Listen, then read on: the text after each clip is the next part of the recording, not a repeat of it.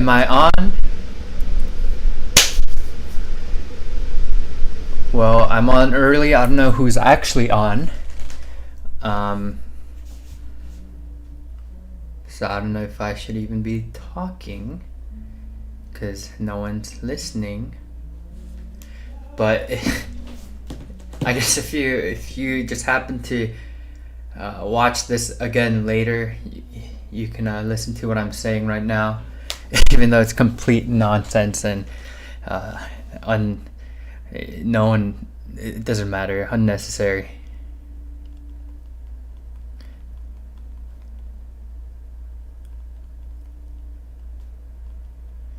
All right.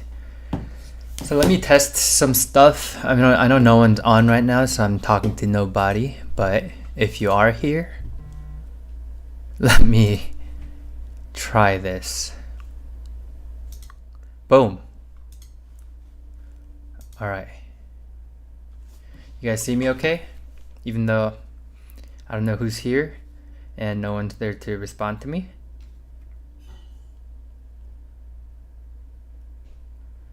All right, and if you say something on the chat, I'm gonna be, since I can't look on my computer or anything, I'm gonna be looking on my phone.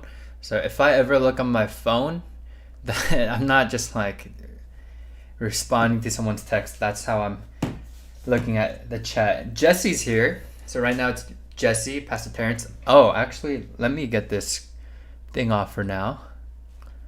All right, let's see. Boom. All right. Everything's looking good? Is it gone? Cool.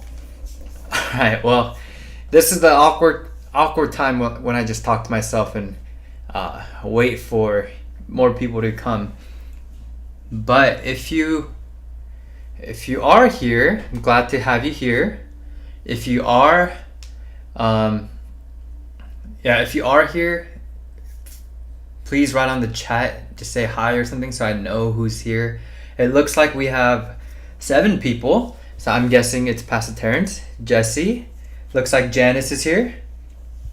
Yeah, just say hi so I know who's here, and so that it doesn't feel like I'm just talking to myself to a camera, because I don't think I'll ever get used to this, even though we've been doing this for, how long has quarantine been? Like 7 months now. I'll never get used to this. Cozy Glow is here. I think that's Enoch. Enoch, your name changes like every other month. By the way, I remember last time I did Fuel, when I lit it, I had green tea. Can you guys guess what this is? What do you guys think this is? This delicious cold brew.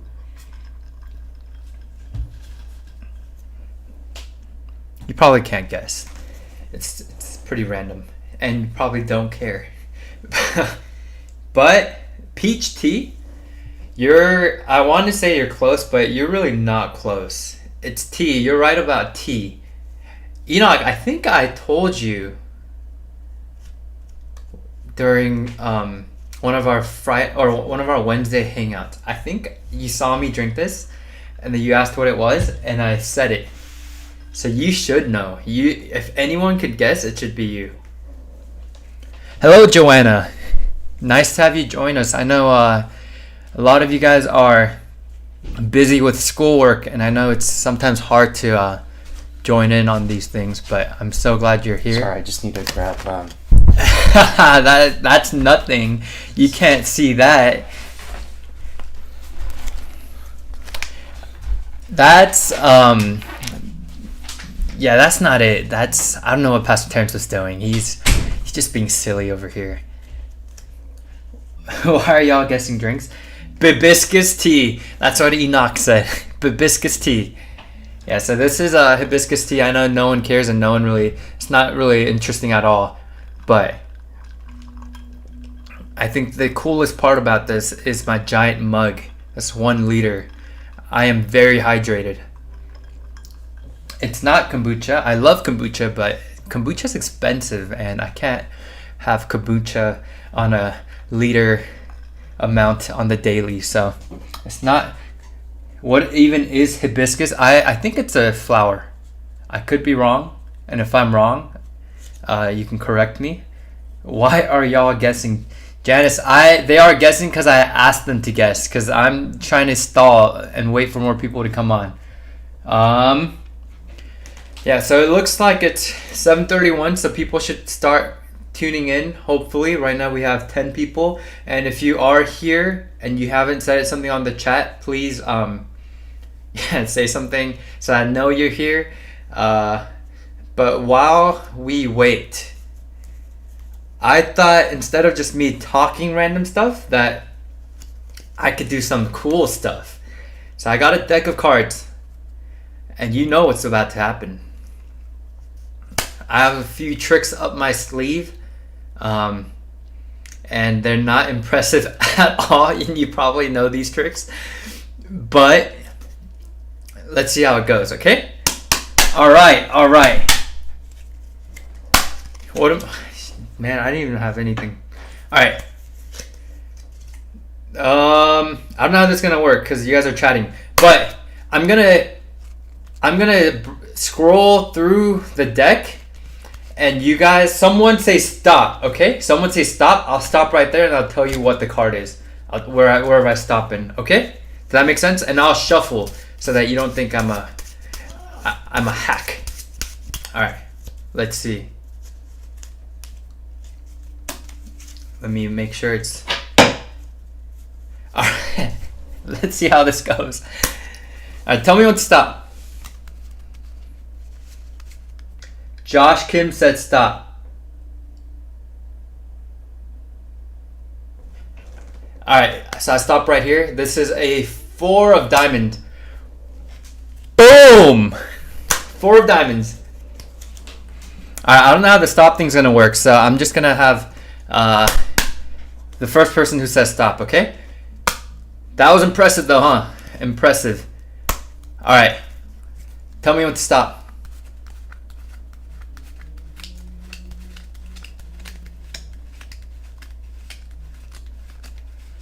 Did anyone say stop yet? I don't see anything. All right, this is where it stops. 3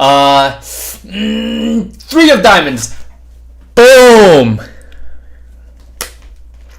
What could I say?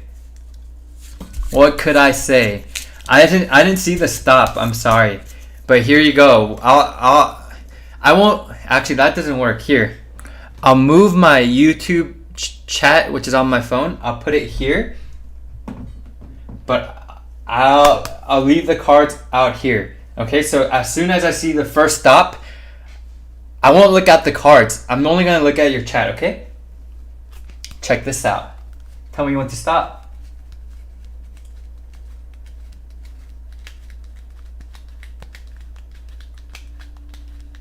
Okay, I'm not getting anything. If you guys are... Stop! Right here. Not looking. 3 of clubs. Ooh! That's right. I'm a magician. Do you guys even think this is impressive at all, or is this just kind of lame? It's more fun when I'm actually with you guys, so you can see the magic happen. But right now, because it's online, people are skeptical, and people don't see stuff. Hold on, I gotta reply to something real quick. But yeah. Why don't we, if you guys are here, why don't we all just say hi to each other? But also, if you're here, I encourage you guys to invite your friends, your class who isn't here, whoever might not be here. Invite them to tune in so that they can listen, not just learn the material, which is very important stuff, but also just to have fellowship with us, and just to, still be connected to the church while we're online and stuff. Because I do know, and I do feel like, at least from junior high, from what I've been hearing for junior high and some of the high schoolers, that it's really, church really isn't the same. I mean, that's obvious because we're online, but there's an aspect of church that we all miss, hopefully, that we all kind of long to see each other again and even worship and sing and pray and even listen to sermons together, side by side. So while we pray for that to happen soon, at least for now, I think this is a great avenue for you to really get involved and plugged in and up to date with church. So please invite, I don't know what's going on in the chat, but please invite your class, your friends, Discord them, call them, group me them, iMessage them, Facebook chat them, Instagram DM them, send them a TikTok. I don't know how you guys talk to each other, but yeah, let's really have everyone joining us. So right now it looks like we have 13 people. We'll get started in around like 7:40. So we'll give it 3 to 5 more minutes, and then regardless of who's here or not, we'll just get started. And today's topic, I think, is very important. It's the problem of evil. I'll talk more about it and give more introduction to it, but I do think this is, when it comes to apologetics, this is one of the big ones, one of the big fish to fry. Some stuff we talked about before, some people might not even think about asking that, or it became irrelevant. I think evolution used to be a huge deal back then, back when I was a youth kid, but now I know it still is a big deal, creation versus evolution, but it's not as trendy or controversial. But I think this problem of evil, it's throughout the ages, not just the past, not just America, but before even ever since the church, is pretty much, for the most part, people have been asking this question. So it's really important. Right now it looks like there's 12 people, which means I lost someone, which means that I need to get more people with some more magic tricks. All right, watch this. This isn't, there's no involvement here, so you guys can't ruin this one like how you ruined the last one. I'm just kidding. All right, watch this. I can make this card disappear. Boom. What could I say? Spare us. Yeah, if more people come, this is a motivator. If you get more people to come right now, we'll just stop with these tricks and get on with the show. What did Janice say? Is that an L? I know what he did. I just did magic. That's what I did. The camera glitches. I don't like this online fuel things. All right, what else? What other tricks? All right. Here's a trick.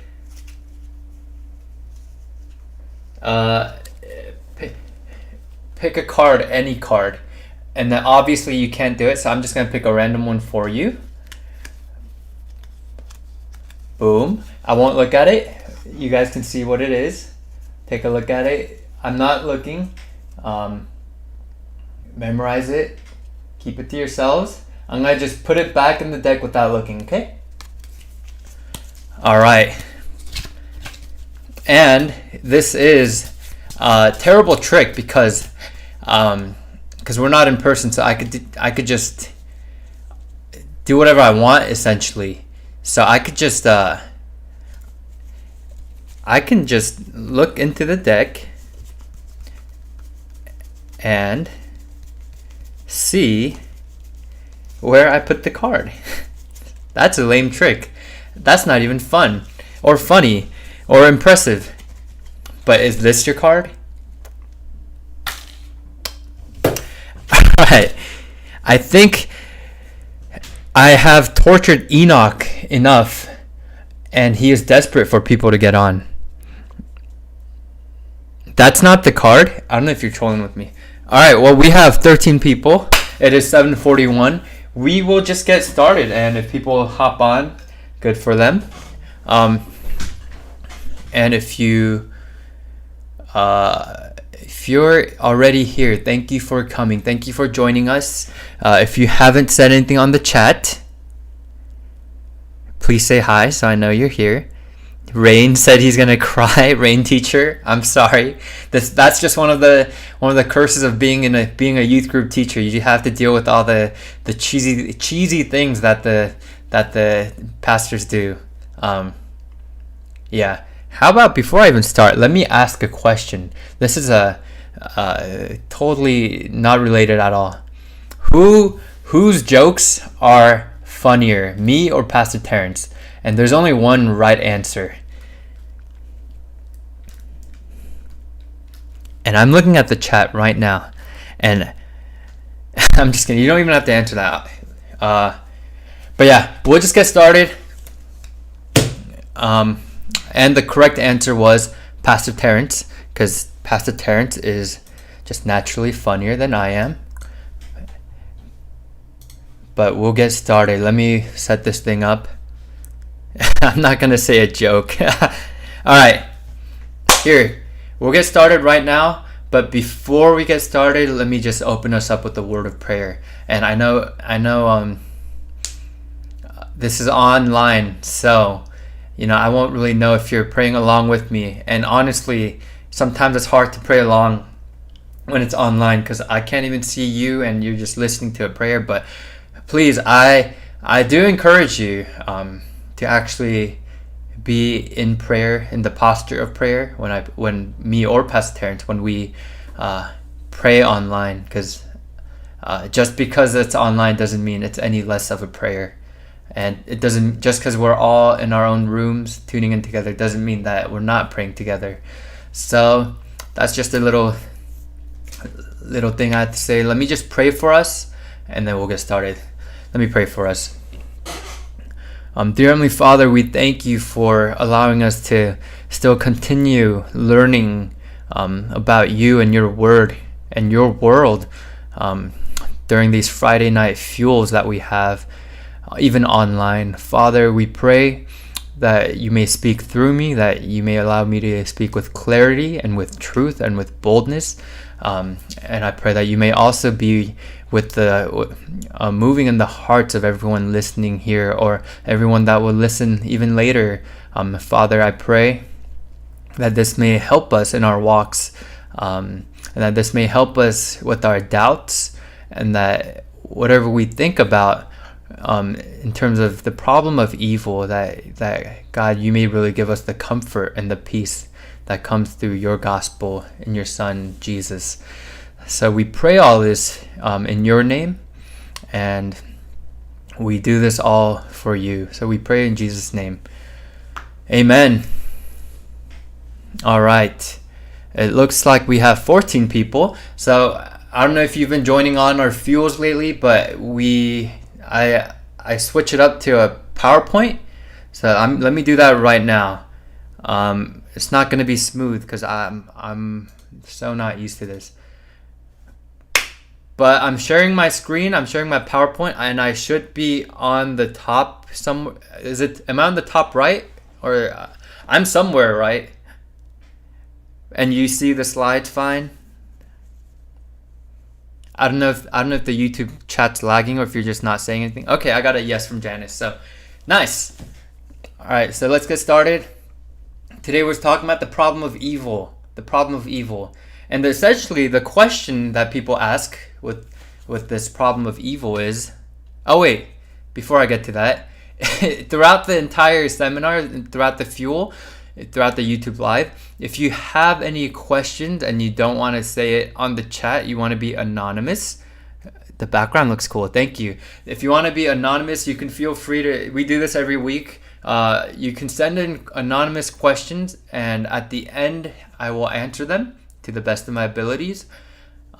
Usually we end up not getting much, but hopefully you guys are curious about these things. I'm just going to assume that if you guys don't have any questions, it's either one, I just did such a great job that everything was clear and you guys understand everything about the problem of evil now, or I just did a terrible job and you have no clue what to even ask because you didn't get anything. But hopefully that's not the case. Hopefully there are some questions at the end. Real questions. But yeah. Anyways, back to the problem of evil. The question is, can God exist if evil exists? And I don't know if you guys still watch SpongeBob, but that's a funny scene from SpongeBob on there in one of the episodes. And you can kind of hear it. You can hear it when you see, even just look at the GIF. I'm not going to say it, but pretty much can evil exist if God exists? And this is a question that, as I mentioned before we started, that this is that people have been asking this question throughout the years, throughout millennia. And it's a question that people kind of use to say, this is why I don't believe in God, because God cannot exist if evil exists. And evil, if God was so good, why didn't he just make everything perfect? So that's usually the argument where it goes. And honestly, maybe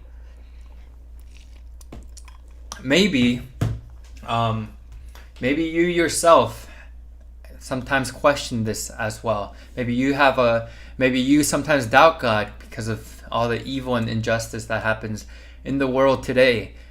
Even right now in this coronavirus situation, that's not a good thing. And maybe you might be wondering, can God really exist if something like this happens? And if God is all powerful and all good? And maybe it's not just things happening in the world. Maybe it's not just natural things like coronavirus, or even social things like injustice, like racial injustice, or the wars or murders or genocide that's happening in the Middle East.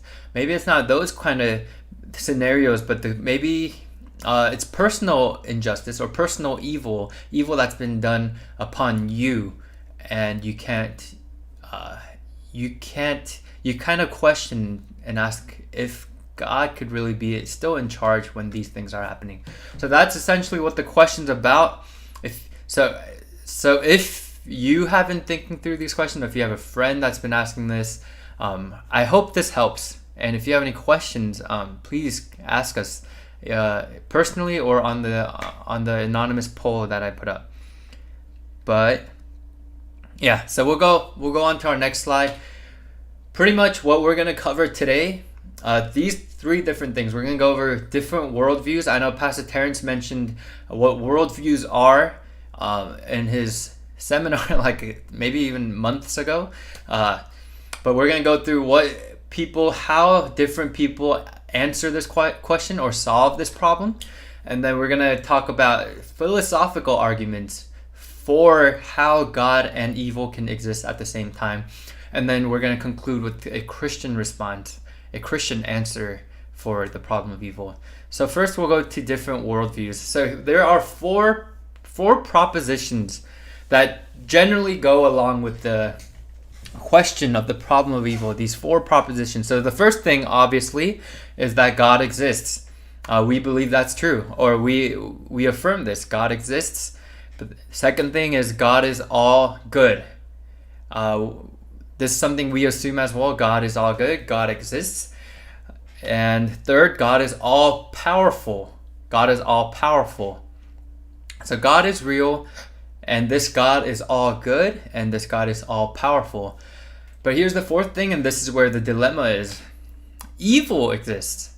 So God exists, God is all good, and God is all powerful, but evil exists. And this is where people have the problem. And just before I get ahead of myself, these four propositions, usually the problem of evil, it might not necessarily be these four. Some people include more propositions, some people include less. But I think this is the simplest way and the most basic way and generic way to kind of lay out the problem here. So obviously the train of thought is that God exists, God is all good, God is all powerful, therefore evil can't exist, because if God cares about the greatest good and he has the power to enact upon this greatest good, then in a sense there should never be evil. Evil should not be a thing, because God has the power to make everything perfect, and right now it's not perfect. So one of these propositions can't be true in order for this to be true altogether. People might say that these kind of coincide. These are paradoxical statements, and we're here to kind of argue that it isn't. But here are some of the worldviews. Let me just lay these out so that you are aware of the different options that people take. Okay, I think I clicked next slide. There you go, next slide. So this is the obvious option. Atheism, which is the belief that there is no God. There's no God. Theism means to believe that there is a God. And then, I'm not going to explain. So atheism means that there is no God. So they take out the first scenario in order for this to make sense. And obviously, if there is no God, then number 2 and number 3 don't make sense. So they take all of it out. And essentially, the only way they make sense of this is that evil exists. So therefore, there's no God. And that's the main problem that we're going to tackle today.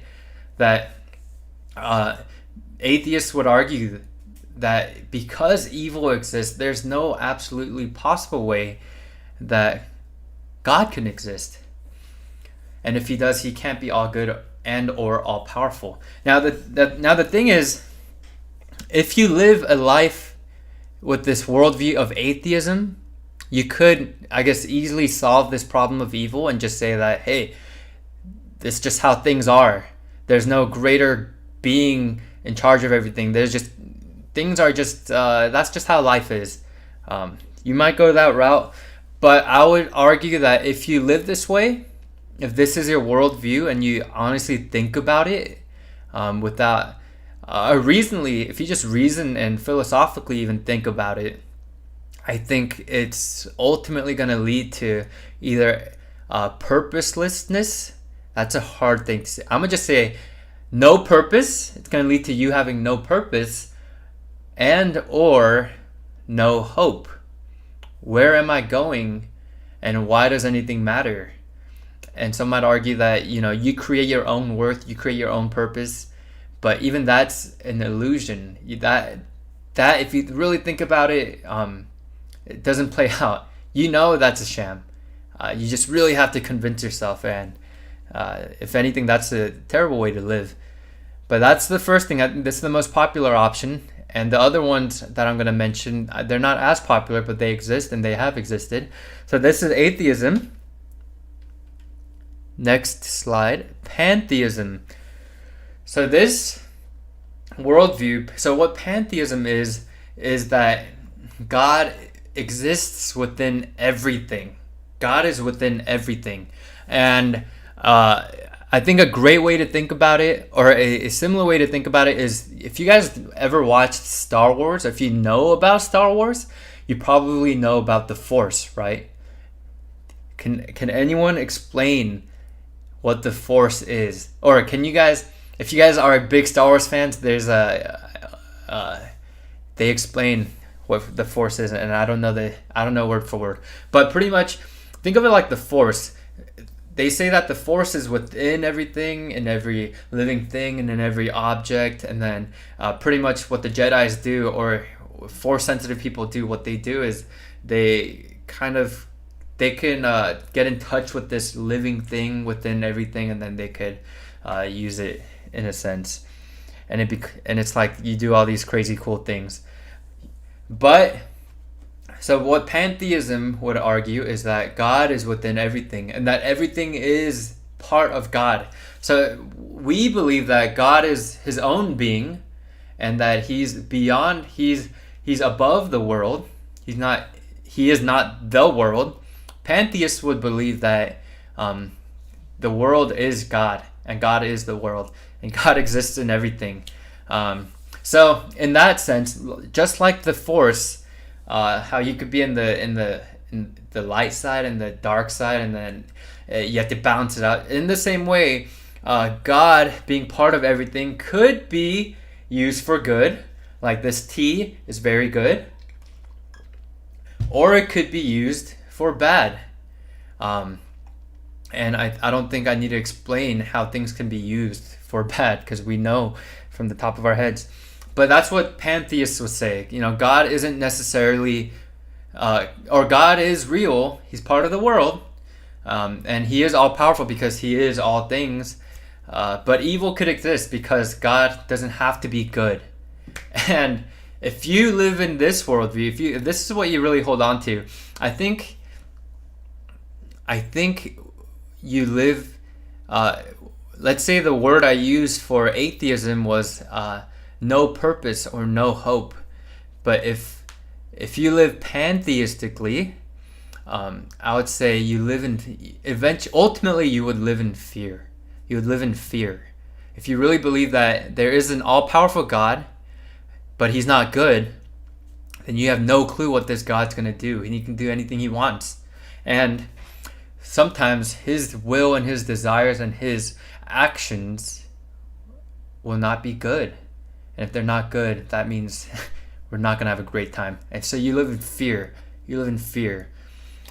But the next thing is, let's say you erase the third proposition, that God is all powerful. Then what happens is you get an example of these things. You get polytheism, and I'll explain these later. Polytheism or process theism. And pretty much what polytheism means is multiple gods. Poly means many. So many gods. And this is a good example. Ancient polytheism is a great example. If you guys know Greek mythology, there's Zeus, there's Aphrodite, there's all these Greek gods, right? Hermes, all these Greek gods.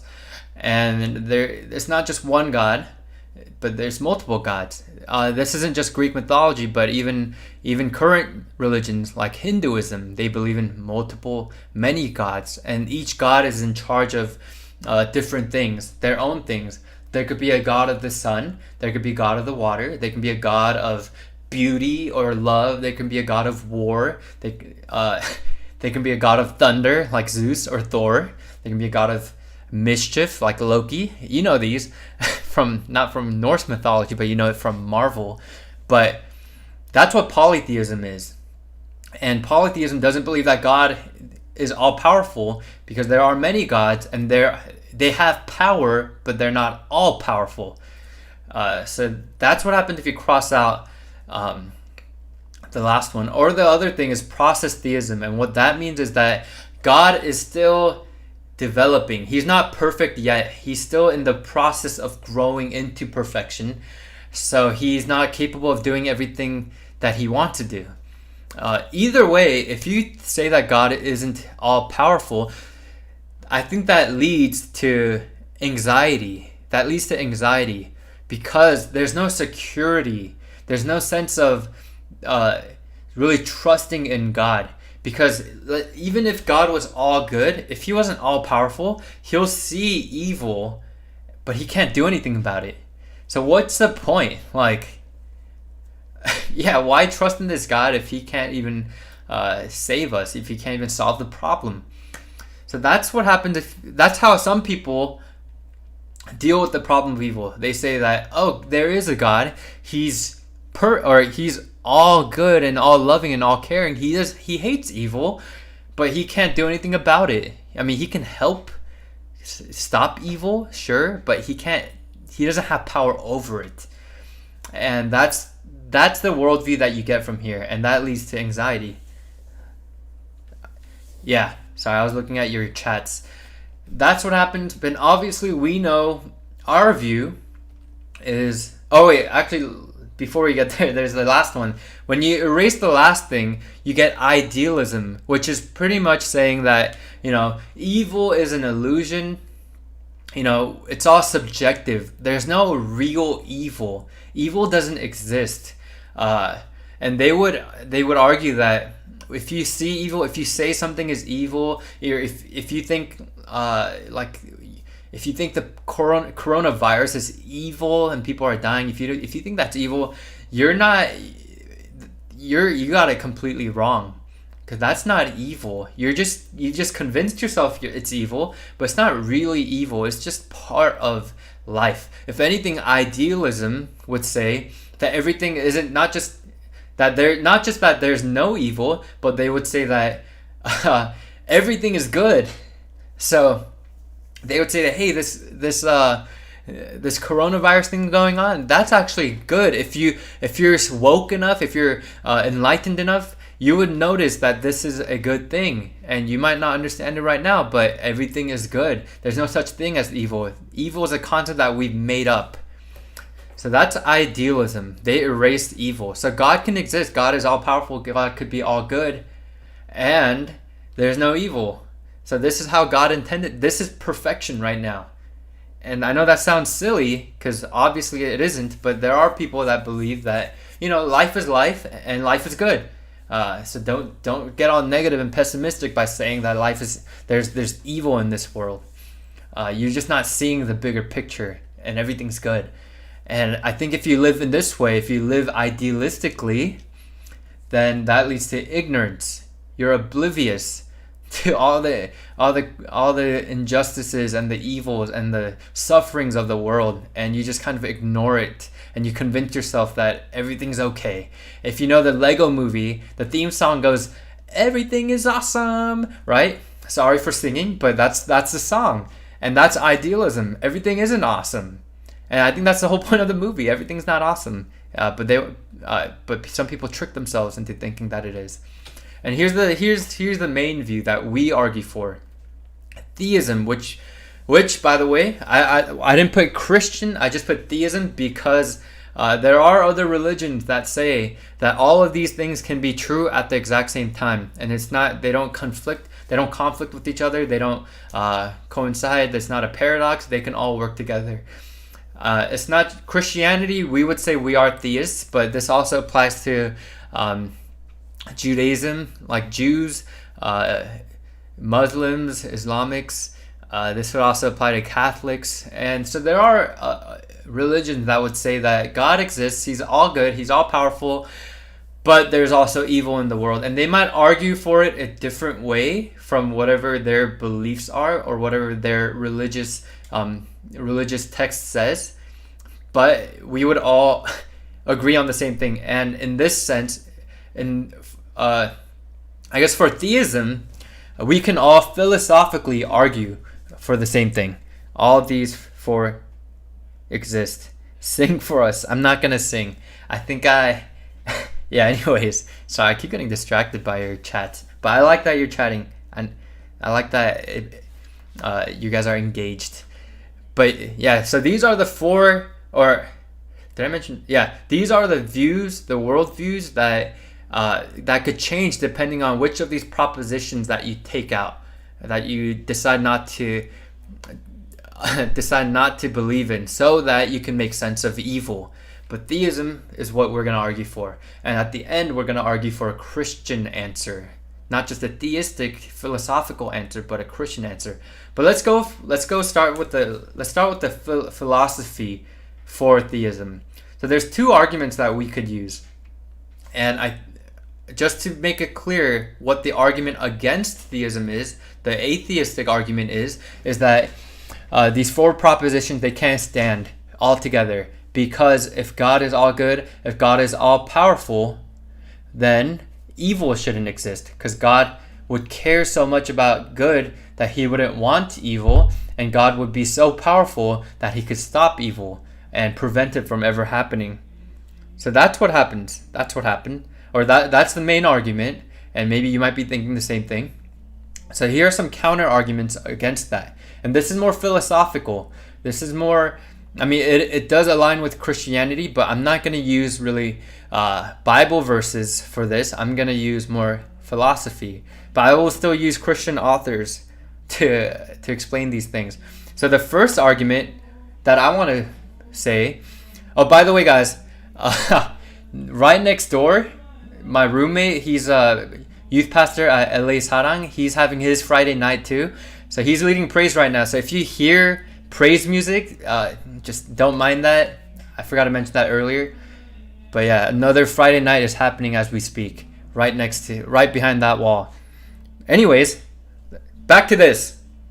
Evil and suffering isn't evidence against God. So what the atheist would say is that because evil exists, this is evidence. This is proof that a good, all-powerful God can't exist because evil exists. And if evil exists, Uh, that means God couldn't stop it, which means he's not powerful, or that means God doesn't care, which means he's not good. And if he is all good and if he's all powerful, then evil shouldn't exist. So atheists would just throw God out the picture and say there's just evil and suffering, and that's it. That's just the cycle of life. But I'm arguing that evil and suffering isn't evidence against God. And there's so many arguments that people make to prove this point, and I don't have I don't have the time to go through everything, so I'm gonna just stick to one main one. I'm gonna stick to one main one. And before I even get to this, I just want to say that for these two arguments, for the whole problem of evil, people tend to respond differently, very differently, when they encounter evil and or suffering. So first, let me give me a scenario. When you read about, or I guess let's even go back in time. Imagine that you were a Jew during the Holocaust, and you see this great evil happening, and millions of your people are dying unjustly, and there's war going on across the entire world. So you look at this, or even just to make it personal, you're about to go in a car crash. You are in a car, or let's say you're in a plane and the plane's about to fall. There's two ways people go. There's two ways people react. So the first way is people out of their desperation, or people just having nowhere else to go, they turn to God. Whether they believe in God or not, they say, God, if you are out there, I'm just gonna try this prayer thing out. If you are out there, please save me. If you are out there, please stop this from happening. Please help me out, essentially. That's one way people respond. And there's so many stories of people praying out of desperation, even though they're not Christian, even though they don't even believe in God.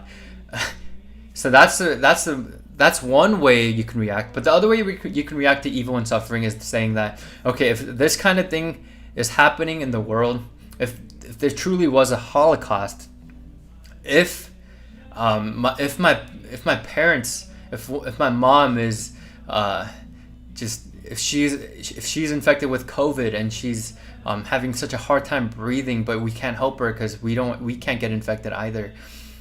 If that's happening right now, these people would respond by saying, God couldn't let this happen. If God is really good and if God is really powerful, he can't let this happen.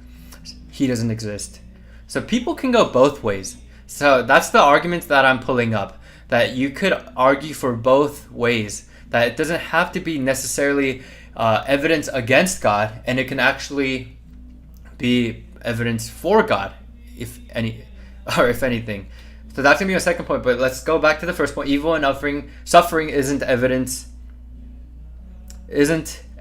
against God. And like I said, I don't have time for all the arguments, so I'm gonna make the one point. If such a God who is all good and all powerful existed, and I think there's one aspect of the four propositions that they leave out, and this might help, is that, so this is theism, right? The four propositions, we believe in all these things, but there are more things that we believe in. So Christians, we also believe that God is all-knowing. So he's not just all good, which is omnibenevolence. He's not just all-powerful, which is omnipotent, but he's also all-knowing. He's omniscient. He knows everything. So the question is, if God is all good and he's all powerful and evil exists, maybe he knows something that we don't. And it's honestly pretty arrogant. It's honestly pretty it's a very prideful statement to say that because I can't think of any reason why evil would exist, if there's a good God, then he must not exist.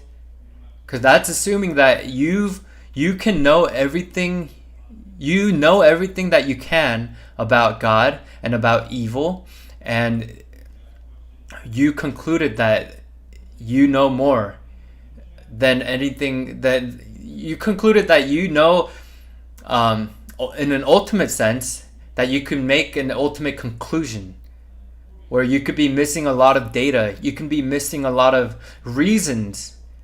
Yet if you take out the God is all-knowing part, then sure, maybe that won't stand. But if you recognize, as Christians do, we recognize that God knows everything. He knows everything, not just knowledge, not just facts, but wisdom. He knows how the world works because he created the world. And all knowledge and wisdom comes from him. That's what it says in Proverbs. Then how could we even say that this is impossible?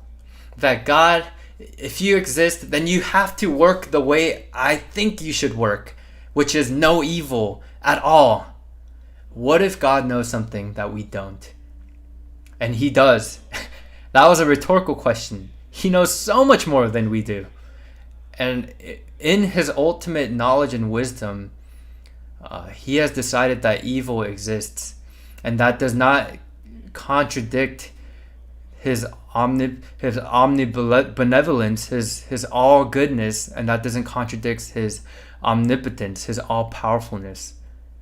So it could work. We just don't know it. And I know, honestly, that might not be a satisfactory answer for you, because that sounds kind of like a hot cop-out. It sounds like we're saying, we don't know, so don't even try.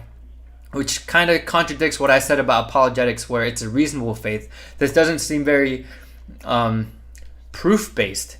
But what I'm trying to argue isn't that, I'm not arguing that this right, at least right now, I'm not arguing that,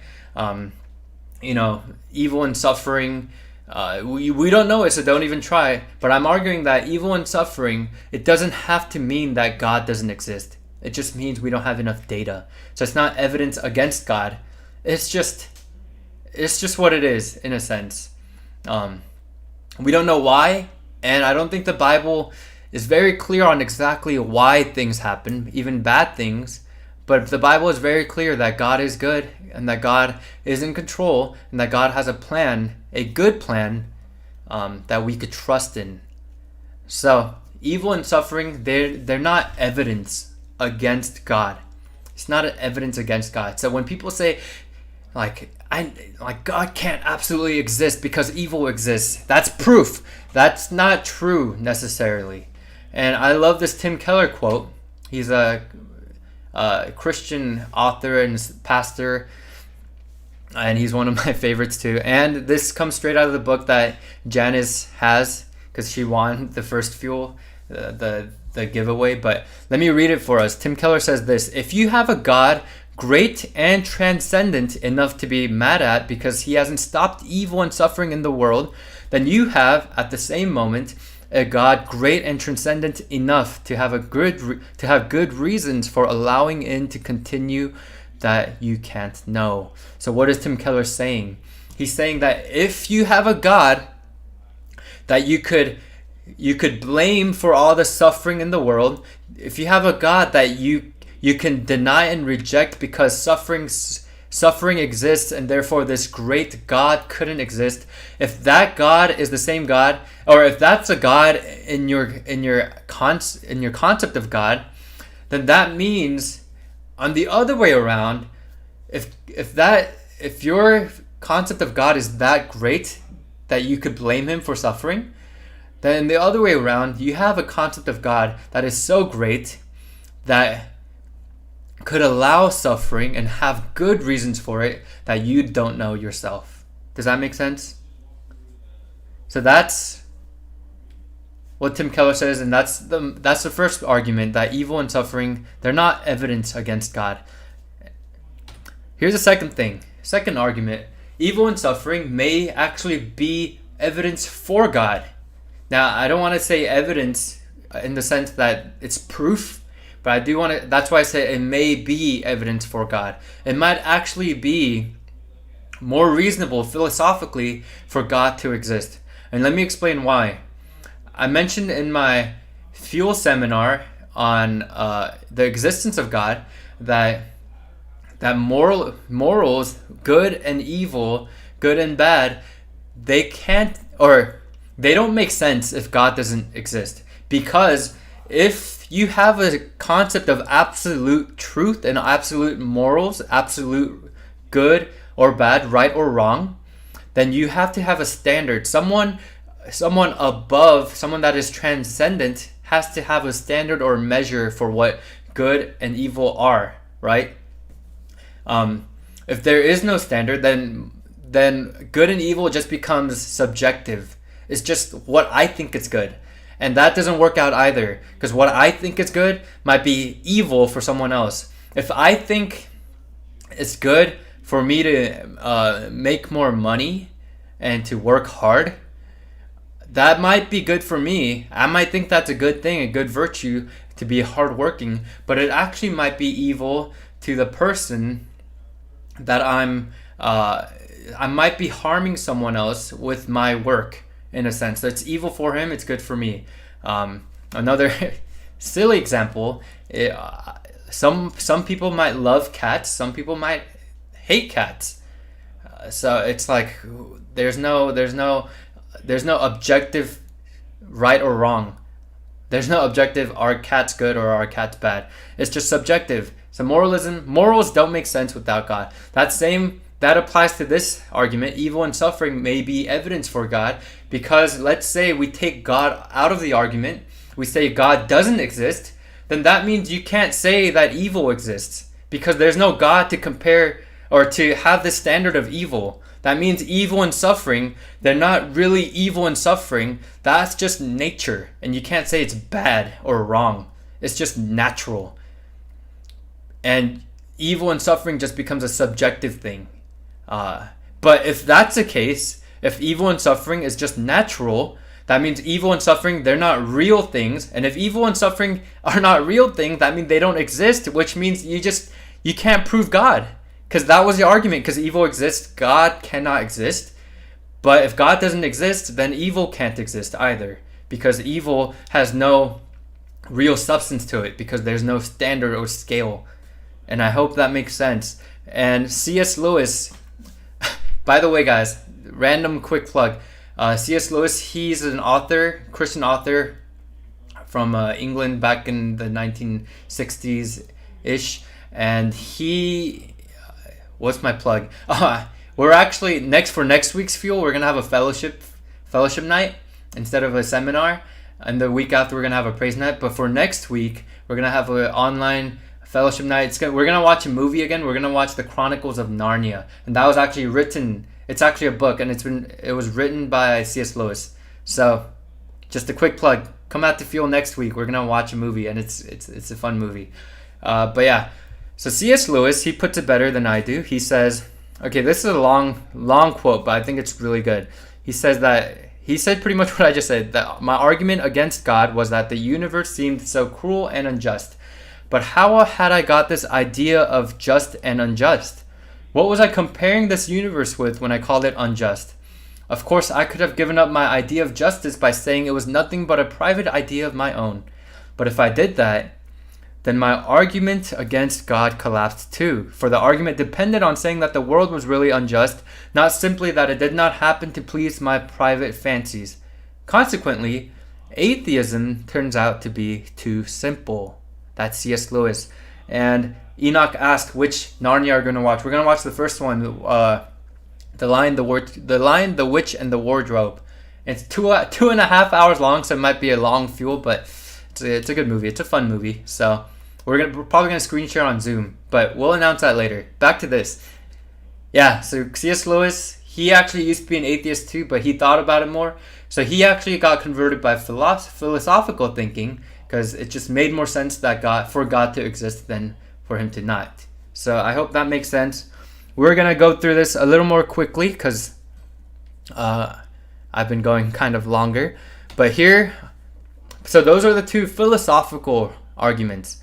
Why God and evil can exist at the same time, and why God actually must exist.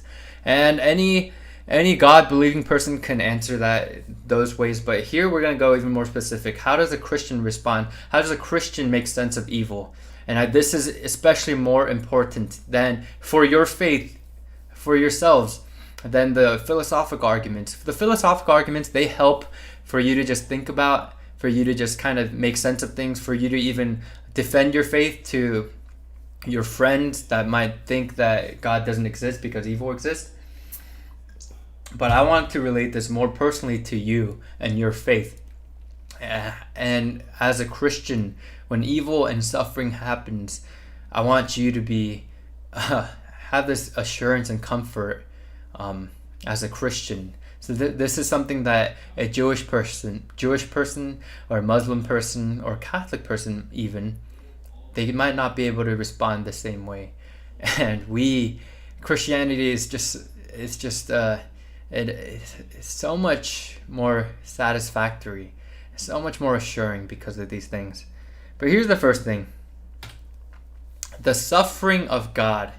The suffering of God. This is how a Christian responds. My main point in saying the suffering of God, if you see Mark 14:33-34, this passage, it says, this was right before Jesus was crucified. He was with his disciples praying, about to pray actually, and then he if you read it, it says, he took with them Peter, James, and John, and began to be greatly distressed and troubled. And he said to them, my soul is very sorrowful, even to death. Remain here and watch. Why do I mention this? Because Jesus, who is God, he suffered. And throughout the Bible, or in Isaiah, there are so many prophecies saying that Jesus is a suffering servant, that God himself will suffer. And why I think this is so important in this problem of evil question is because it shows that God cares so much about evil, that God hates evil, and that God, evil and suffering, it's not beyond God, but that God takes it personally, and that he cares. And he cares so much that he came down in the form of man, Jesus, and he experienced the most sorrow and evil unto death. And that should be very comforting and assuring, because it means that God cares very much about your own suffering, about your own pain, about the evil of this world, that God doesn't ignore it, that it's not that God's allowing it to happen because he doesn't care. No, God cares very much. God cares very much. And if you look at the next passage, John 1:18, it says that no one has ever seen God, the only God, who is at the Father's side. He has made him known. Why do I say this? This passage is saying that Jesus revealed himself to us. Jesus chose to come as a man to show us who God is. And that's important because Jesus had the option. It shows us that Jesus had the option, that Jesus didn't have to come down. He could let evil, and by the way, I don't know if I mentioned this, but evil, one response people might say is that evil exists because we are the cause of evil, and that's very much true. That God did make everything perfect, but when people sinned, that's when that's the birth of evil in a sense, in the world at least. And then we also see that Satan was roaming around, but that he wasn't always evil. And people might argue that, like, doesn't that mean God created evil? And that's just not true, because God made everything good. Evil isn't a creation of God. It's the deformity of God's creation. If I cooked a perfectly delicious egg, but then I leave it out, it's gonna rot. And I didn't make that. This is a terrible analogy, but I didn't make that rotten egg. It's the deformed version of my perfect delicious egg. Anyways, Yeah, so why I say this is because evil exists because of us, and God has a choice to either let evil continue and just go off, do his own thing, and just not care about us, but he cares so much that he decided willingly to take evil upon himself and to receive the suffering upon himself. That's how much he cares, and that's how much he even sympathizes and knows your own suffering and pain and temptations. That's what it says in Hebrews, the book of Hebrews. All right, we're almost done. Second Christian response is not just that God experienced evil and suffering upon himself, but on top of that, Christ redeems the world. Christ's redemption of the world. That our Christian faith, we can say, sure, evil exists and that sucks, but God is greatest good, and he's all powerful, and he solved this problem of evil. He didn't just let it be. Evil exists right now and it sucks, yes, but it's not going to exist forever. If you read these passages, Romans 8:18 says, the Apostle Paul says, I consider that the sufferings of this present time are not worth comparing with the glory that is to be revealed to us. This means that suffering will end, evil will stop, and that something greater and perfect and infinitely greater, infinitely perfect, never incorruptible, that's going to come. That's our future as Christians. And the Revelations 21:4 describes this future, saying that God will wipe away every tear from our eyes, and death shall be no more. Neither shall there be mourning or crying nor pain anymore, for the former things have passed away. It's gonna be perfect, guys.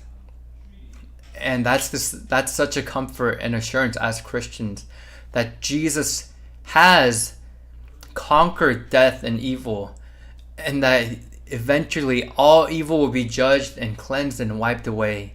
And if we are in Jesus, we will be perfect, and the world will be perfect, and evil will exist no more. And the propositions will not be just that God exists and God is all good and God is all powerful and all knowing, but that evil will cease to exist because of Christ. And we could, in eternity, we could delete and erase the fourth proposition, and it won't be idealism, it will be reality. And that's such a great encouragement for us as Christians. And I hope that you guys are so encouraged by that as well. That there is a solution to the problem of evil. And it's not solved by philosophy. It's not solved by reasoning. It's not solved by denial. But it's solved by Christ. And that Christ will make everything perfect. And that evil will exist no more. And then we can all say that God does exist. God is all powerful. God is all good.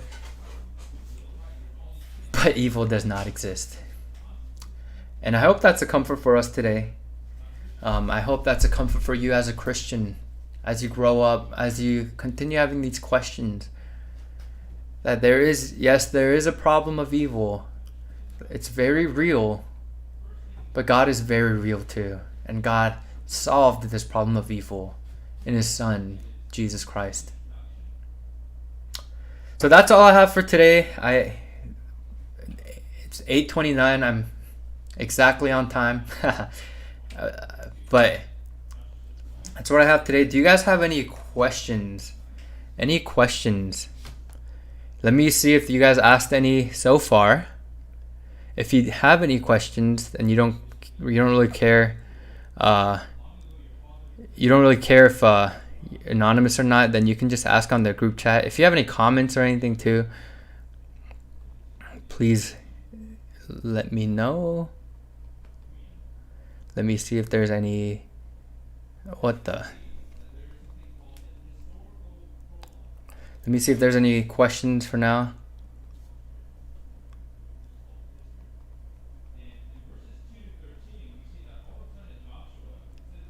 Do you guys hear my friend doing his own thing?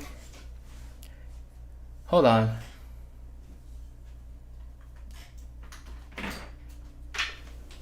All right. Sorry, I gotta pull up the questions on my laptop because my iPad's being a little funky. All right, let's see if there are any questions. But if not, if you have any comments. Enoch asked, he said it's not really relevant, but it's still a question, and every question's a good question. He asked if I read the Chronicles of Narnia before. Yes and no. So I had a giant volume with all the Narnia series and just compiled together as one book. I read through it, but first thing, I barely remember some of the books. Second thing, I kind of like skimmed through it. So I was in like I was young. I was in junior high. I was like around your age, and yeah. So I read it, but I forgot everything. I should reread it because right now most of my Narnia knowledge is based more on the movies than it is on the books. But I read the whole thing. Yeah, Pastor Terrence read the whole thing. All right. Well, we don't have a lot of time, so I'm gonna go through these quick. Okay. I love it. We got a lot of questions, but it's also 8:30, so let's. What a great excuse. Hey, but I did read it. If someone has to say, if I had to fill out a form that said, "Did you read Narnia?" I could say yes. Anyways, questions. We got a lot. First question. Is God the person over good, making Satan the being over evil, making neither have power over each other? Does that mean God can't do anything because there must be balance between good and evil because of Satan? It's an honest question. But it assumes the wrong things. It assumes that God is God of good and Satan's a God of evil in a sense. Like God is like Yoda and Satan's like Darth Sidious. Star Wars analogy again. But when I say God is all powerful, it means that God is sovereign even over Satan, even over evil. So he's not in charge of evil, but he has power over evil. So Satan's just part of evil. Satan's not like the Lord of evil or anything. Because honestly, if Satan didn't do anything, if Satan or demons, they weren't doing anything to you, you still wouldn't be perfect. So you still have inherent sin and evil inside of you. So it's not like Satan's the God of, or the Lord or the master of evil, and then God's the master of good, and they're fighting each other. No, that's not what's happening. Jesus has actually defeated Satan. So even to this day, right now, even though there is evil in the world, Jesus is victorious over Satan. We already won, and and essentially right now it's like a good analogy is it's like when the war is done, but some battles are still going on. But it's gonna end because the war is over and there's one winning side. But it's not like once the war is over, all the battles just stop. And that's kind of the stage we're in right now. We won, but we're still in this middle ground. Anything? And we should answer them quick. I went kind of long. Yeah, I think if any of these questions, the questions that you submitted, I think you guys can ask in the discussion time. You guys can just send Pastor Steve a private message and he can answer. My quick input onto that one is that idea that you're talking about it's kind of like a yin-yang theory, right, where everything is kind of in balance, but that's not what we're talking about when we say when we take a look at good and evil. God is supreme over all things. God is sovereign over everything. That's no question, right? If anything, like Pastor Steve said, Satan isn't like the God of evil or anything like that.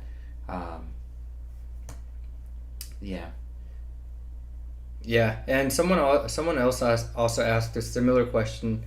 that there needs to be a balance between good and evil.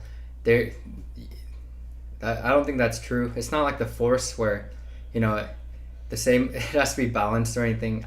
Like I said, the world was created completely good, and it will end completely. Well, it's gonna eventually be restored to completely good.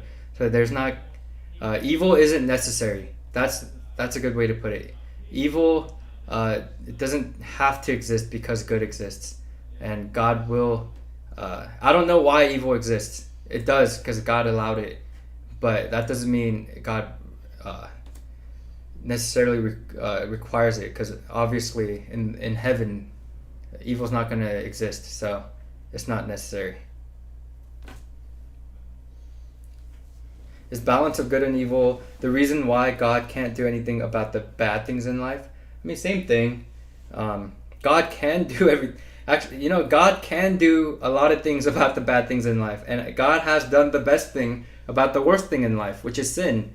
And God solved the problem of sin with His Son, the death and the resurrection of His Son. So, yeah, we can explain this more in our discussions or privately, but let me just dispel this idea that some of you guys seem to have about this balance of good and evil, like yin yang kind of thing. That's not really biblical. It's not this constant battle between good and evil, and we're trying to get in this middle ground. No, it's good has and will triumph. Yeah, there's no balance. Right? Should we just... Yeah. All right, well, there are a lot of questions, and I'm so glad you asked, and I'm sorry. I know I encourage you guys to ask, and you guys asked some great questions, but we're kind of over time.